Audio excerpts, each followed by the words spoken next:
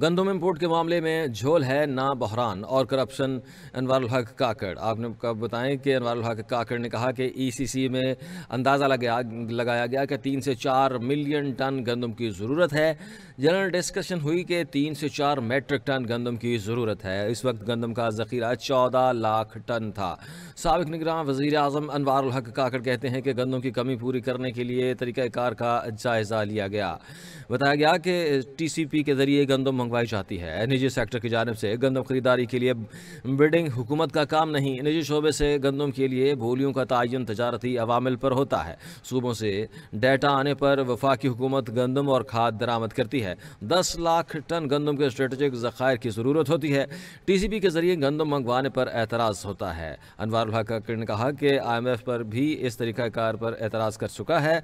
8 अगस्त PDM हुकूमत का आखिरी दिन था। आपको बता रहे हैं, एक अहम खबर आप तक पहुंचा रहे हैं कि अनवारुल हक काकड़ ने कहा है कि ईसीसी में अंदाज़ा लगाया था कि 3 से 4 मिलियन टन गंदम की ज़रूरत है। जनरल डिस्कशन हुई जिससे 3 से 4 मैट्रिक टन गंदम की ज़रूरत है।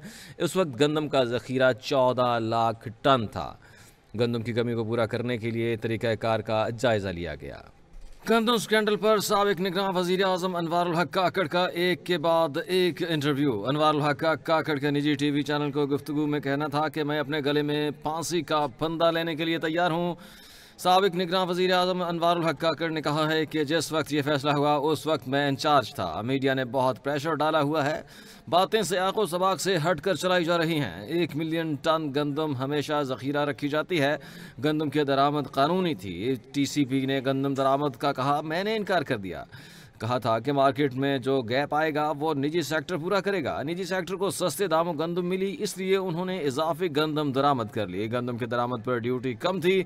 ड्यूटी को बढ़ाकर मुकामी गंदम को फ़रोग़ दिया जा सकता था। मुआशरे में झूठ और प्रोपेगेंडा बहुत बढ़ चुका है। साबिक़ निगरान वज़ीर आज़म अनवारुल हक काकड़ ने कहा है कि मैं अपने गले में फंदा लेने के लिए तैयार हूँ। उन्होंने कहा कि जिस वक्त ये फैसला हुआ उस वक्त मैं इंचार्ज था।